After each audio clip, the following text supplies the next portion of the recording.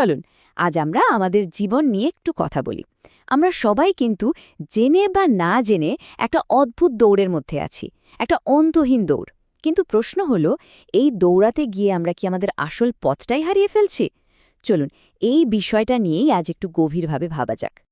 আর এই দৌড়াদৌড়ির মধ্যে সবচেয়ে বড় যে প্রশ্নটা সামনে আসে সেটা হলো, জীবনের হাজারো ব্যস্ততার চাপে এই যে প্রতিদিনের ছুটে চলা, এর মাঝে আমরা আমাদের সৃষ্টিকর্তা আল্লাহকে ভুলে যাচ্ছি না তো?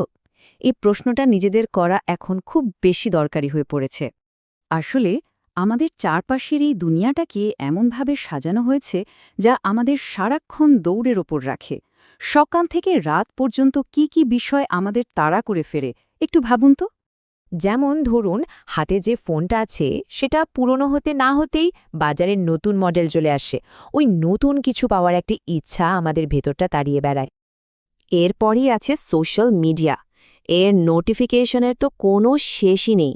লাইক, কমেন্ট, শেয়ার, এই ভার্চুয়াল জগতে আমরা কখন যে হারিয়ে যাই হুঁশই থাকে না। কর্মক্ষেত্র কি খুব শান্তি আছে? মাসের পর মাস, বছরের পর বছর শুধু টার্গেট পূরণ করার একটা অসম্ভব চাপ আমাদের ভেতরটাকে একদম ক্লান্ত করে ফেলে। আর এই সব কিছুর উপরে তো সংসারের চিন্তা আছেই। হু হু করে বাড়তে থাকা বাজারের দাম, মাসের শেষে বাড়ি ভাড়া, ছেলেমেয়ের ভবিষ্যতের চিন্তা, সব মিলিয়ে আমাদের জীবনটা যেন একটা রেসের মাঠ, যেখানে একটু থামারও সুযোগ নেই। কিন্তু আমরা কি একবারও থেমে ভাবি যে এই যে এত দৌড়াচ্ছি, এর আসল দামটা আমরা কি দিয়ে দিচ্ছি, কি পাচ্ছি, আর তার বদলে কি হারাচ্ছি? সবচেয়ে বড় যে ক্ষতিটা হচ্ছে সেটা কিন্তু চোখে দেখা যায় না। এটা হচ্ছে আমাদের ভেতরের, আমাদের আত্মার ক্ষতি। আমাদের সেই আধ্যাত্মিক সংযোগটা জানেন ধীরে ধীরে একদম দুর্বল হয়ে যাচ্ছে। এর চিহ্নগুলো খেয়াল করলে দেখবেন আমাদের সবার মধ্যেই কম বেশি আছে। যেমন ধরুন, নামাজটা কেমন দেরি হয়ে যাচ্ছে, তাই না? কিংবা হয়তো ব্যস্ততার কারণে পড়াই হচ্ছে না। মাসের পর মাস চলে যায়, কিন্তু পবিত্র কোরআনটা একবার খুলে দেখারও সময় হয় না। কেমন যেন অন্তর থেকে আল্লাহর ভয়টা কমে গেছে, আর ছোটখাটো গুনাহকে এখন আর গুনাই মনে হয় না। এগুলোই কিন্তু আল্লাহ থেকে আমাদের দূরে সরে যাওয়ার একদম স্পষ্ট চিহ্ন। আর এই ছবিটা দেখুন, এটা বোধহয় আমাদের আজকের বাস্তবতার সবচেয়ে নিখুঁত চিত্র। ফজরের আজান হয়তো কানেও আসে না, অথচ অফিসের অ্যালার্ম বাজার সাথে সাথে আমরা এক লাফে বিছানা ছাড়ি। আমাদের প্রায়োরিটিগুলো, মানে কোনটাকে আমরা বেশি গুরুত্ব দিচ্ছি, সেটা কি পুরোপুরি উল্টে যায়নি? তাহলে কি এখান থেকে বের হওয়ার কোনো পথ নেই? অবশ্যই আছে। আর সেই পথটা আমাদের প্রিয় নবী সাল্লাল্লাহু আলাইহি ওয়াসাল্লাম আমাদের জন্য দেখিয়ে গিয়েছেন।